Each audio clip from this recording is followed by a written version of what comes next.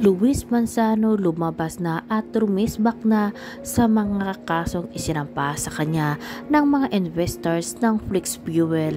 Dahil nga sa kasong kinaharap na isinampa ng mga investors ng Flex Fuel laban dito kay Luis Manzano, CEO co-owner ng Flex Fuel, at sa presidente ng Flex Fuel na si Ildefonso Bong Medel, ay hindi na nga muna nagpakita pa itong si Luis Manzano at wala man lang siyang paliwanag sa kasong kinakaharap.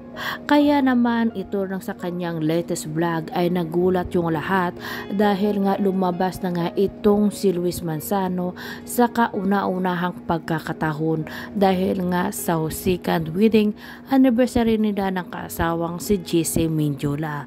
Dito ipinakita niya ang throwback picture nila ng mag-asawa. At ayon sa kanya, yung first love niya daw ay itong si GC Mendiola at yung first love niya din ay yung anak niya si Baby Rosie. Samantala nga nung Lunes ay dinignig na ang unang kaso ni Luis Manzano na large-scale estafa na isinampa ng mga Flex Fuel investors sa pangunguna ni Ma'am Jinky Santa Isabel, ngunit walang Luis Manzano na humarap doon kundi ang kanilang abogado lamang. At nakagagulat nga ang revelasyon kasi nga itong kampo nila Luis Manzano ay sinampahan ng kasong cyber libel itong si Ma'am Jinky Santa Isabel dahil daw sa mga maling impormasyon o paglabas ng impormasyon na pumunta itong si Luis Manzano sa NBI para kasuhan o sampahan ng kaso ang presidente ng Flex Fuel na best man niyang si Ildefonso Bong Medel. Ayon dito sa kampo nila Ildefonso ay hindi daw totoo na pumunta itong si Luis Manzano sa NBI para sampahan sila ng kaso kasi nga wala daw silang natanggap na subpina dito.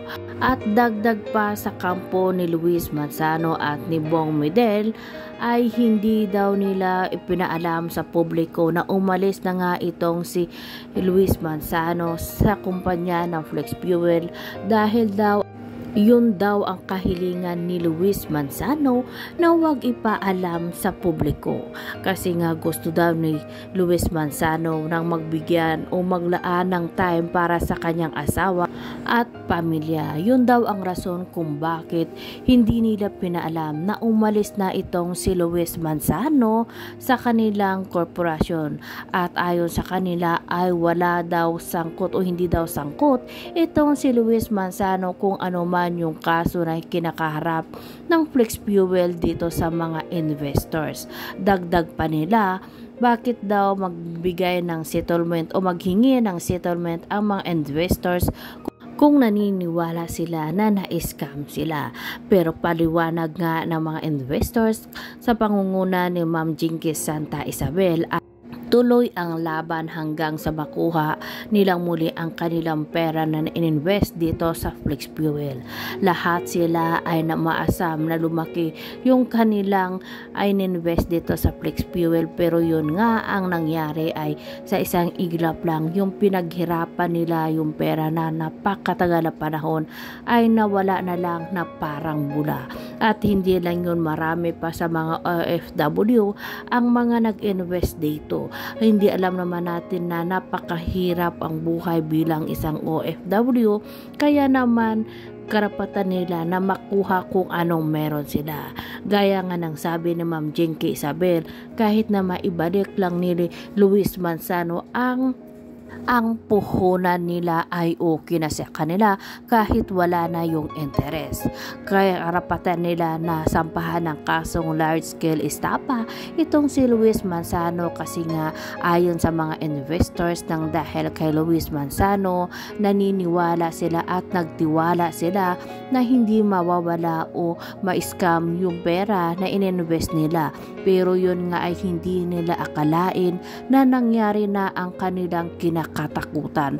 Kaya naman lalaban at lalaban sila hanggang sa huli, hanggang sa makuha nila kung anong meron sila.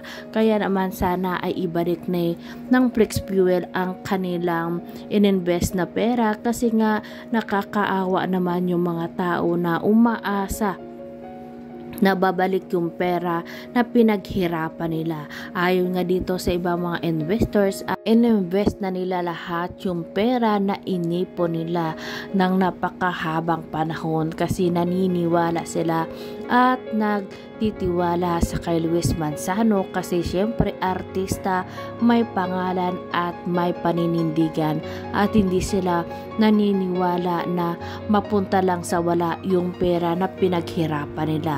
Pero yun nga ang pinakamasakit, kasi nga ngayon ay nabalitaan nila na wala na pala itong si Luis Manzano, umalis na dito sa Flex Fuel Corporation, at yung napakasakit dito ay wala pa silang malinaw na sagot sa kanilang mga sinampang kaso, kasi nga itong si Luis Manzano ay hindi nga sumipot sa unang hearing nila. Kaya naman nakakagulat din yung balita na imbes na yung mga investor ang magsampa ng kaso laban dito kay Luis Manzano, bakit si Ma'am Jinky Santa Isabel pa ang sasampahan nila ng kaso na cyber libel.